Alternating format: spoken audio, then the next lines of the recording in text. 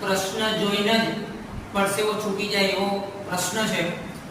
વર્ગમૂળમાં 12 પ્લસ વર્ગમૂળમાં 12 પ્લસ વર્ગમૂળમાં 12 ઇન્ફિનિટી અનંત સુધી જાય છે. તો આ પ્રશ્નનું સોલ્યુશન કેવી રીતે કરવું એ જોઈએ.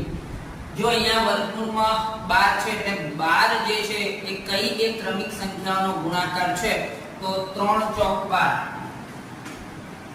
તો આમાં જે મોટો આંકડો છે એ તમારો જવાબ. આનો જવાબ થશે 4.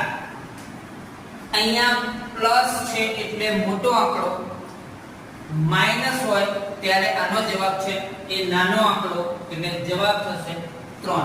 3 ચોક 12. નાનો આંકડો 3 છે, માઈનસ માં નાનો આંકડો અને પ્લસ જે છે ત્યાં મોટા આંકડાનો જવાબ આવશે. બરાબર.